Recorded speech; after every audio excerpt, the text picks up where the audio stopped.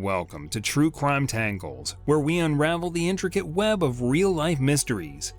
Today, we delve into the chilling case of Grace Millane, a young British traveler whose promising adventures took a tragic turn in New Zealand.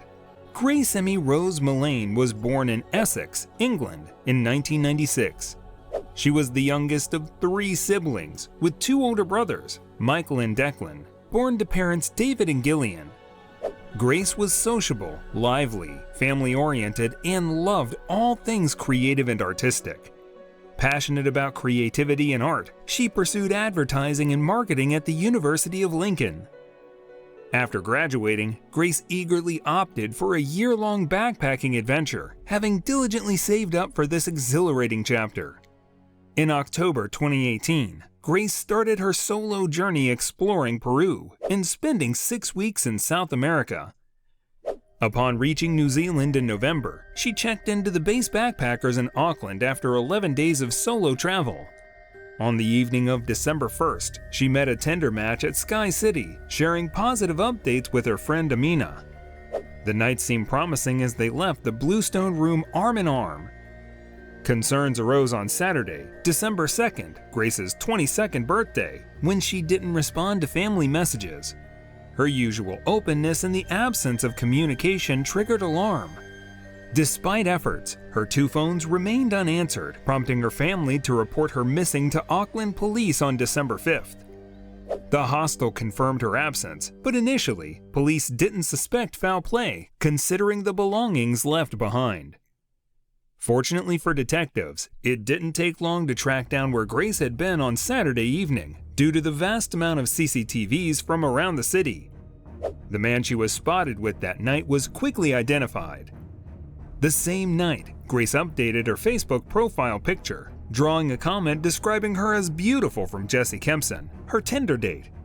Currently staying at the City of Life Hotel in Auckland, Jesse became the focal point in the investigation. As he was the last known person to see Grace that night, the police knew he was the man they needed to help fill in the gaps. Jesse was asked to come into the station to answer some routine questions.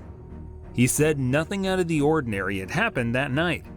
He told the police that the date had ended nicely, with a hug and a plan for the following day before the couple eventually parted ways at around 10 p.m.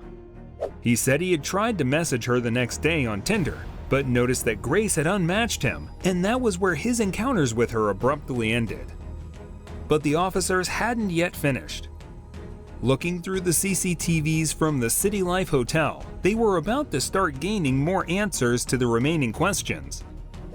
A sinister and disturbing picture was slowly being pulled together, and almost 6 terabytes of CCTV data were being analyzed. Despite Jesse saying they parted ways on the streets, the CCTV revealed the couple arriving at the City Life Hotel arm in arm. They exited the lift together on Jesse's floor, but Grace was never seen leaving the building. The morning after, on Grace's birthday, cameras picked up Jesse leaving the hotel. The police further followed him over the coming hours, tracking his every move. Jesse left the hotel in the morning and went shopping to buy a suitcase. He then went to buy some cleaning supplies, and just before noon, he headed over in a taxi to a car rental company and rented a red Toyota Corolla. After this, Jesse went out into the city center again, this time to hire a Rug Doctor carpet cleaning machine, explaining to the staff that he had some red wine stains that needed cleaning up. Later on, at 9:30 in the evening, Jesse loaded 2 suitcases onto a hotel trolley and offloaded them into the Toyota he had rented earlier. At around 7 a.m. the next day, he was picked up on camera again, this time buying a shovel. 2 hours later, he was spotted power washing the car.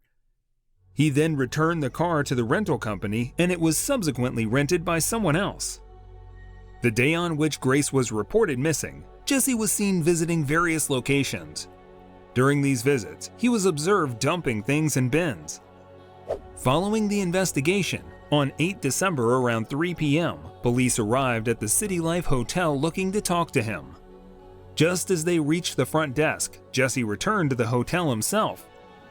The minute he saw the police, he quickly turned around and began walking away, with his head firmly facing the opposite direction. The police chased after him and brought him in for questioning. Jesse's story had now drastically changed, indicating that he was willing to speak to them about the events. He began recounting the events, stating that she initiated a conversation about 50 Shades of Grey. Jesse confessed that he and Grace engaged in consensual sex initially, which he described as normal. However, the encounter took a different turn when she requested to engage in bondage, involving more intense activities. They eventually found themselves on the floor, and Grace instructed him to hold her throat. Following this, Jesse retreated to the shower, where his memories fade and he recalls falling asleep in the shower. Moreover, Jesse said that when he awoke the next morning he realized Grace was dead. He went into shock. He panicked and put her body in a suitcase and drove out to bury her. He still denied any guilt, however. Furthermore, the forensic search in Jesse's room added more to the already disturbing story. Despite Jesse's attempts to clean up, Grace's blood covered the floor of the hotel room. As Grace lay dead in his room, Jesse carried out some internet searches using his phone. He looked up hottest fire, flesh-eating birds, and Waitakere ranges. After this, he trawled through an adult site. He then took several intimate photos of Grace's dead body. After Jesse's confession, it didn't take long for police to start searching an area on Scenic Drive near Waitakere Ranges. On the 9th of December at around 4 p.m., officers found a body around 10 yards from the road, which was identified as a location of interest according to Jesse's internet searches. Following an autopsy, a pathologist confirmed that Grace had been strangled and had bruises on her arms and chest consistent with being pinned down. It was found that considerable force would have been required, and the pressure on her neck must have lasted between 4 and 5 minutes to be enough to kill her. Grace's post-mortem blood alcohol level was found to be 106 milligrams of alcohol per 100 milliliters of blood, exceeding the legal driving limit of 50 milligrams per 100 milliliters. Just over a month after Grace was found, hundreds of people turned out for her funeral at Brentwood Cathedral in Essex. Detective Inspector Scott Beard, who had been looking after the case, flew to England to pay his respects and support the Millane family. 6 days after Grace was laid to rest, Jesse appeared in the High Court and entered a plea of innocence. He asserted that Grace's demise occurred during consensual intercourse. During a 3-week trial, he received a unanimous guilty verdict when 2 women approached the police upon seeing blurred images of Jesse after his arrest for Grace's murder, recognizing him instantly and sharing harrowing stories with the officers. In the first trial in October 2020, an ex-partner recounted experiences of physical, sexual, emotional, and financial abuse suffered while with him.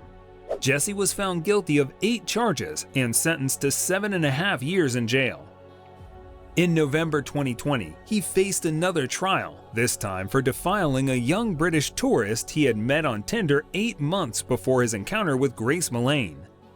Jesse coerced her, threatening to kill her and her family if she didn't comply. Jesse was found guilty again and received an additional 3.5 years in jail for this crime. This brought the total to an extra 11 years to be served concurrently with the sentence for Grace's murder. When Justice Geoffrey Venning found him guilty, it triggered an aggressive outburst from Jesse. On February 21, 2020, Kempson received a life imprisonment sentence with a mandated minimum non-parole period of 17 years. He pursued an appeal against his conviction, but New Zealand's Court of Appeals dismissed it on December 18, 2020.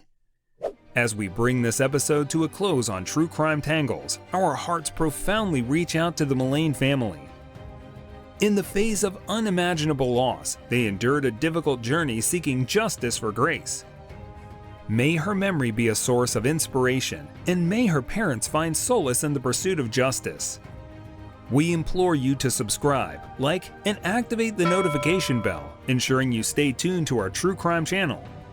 Your unwavering support fuels our quest for answers and justice.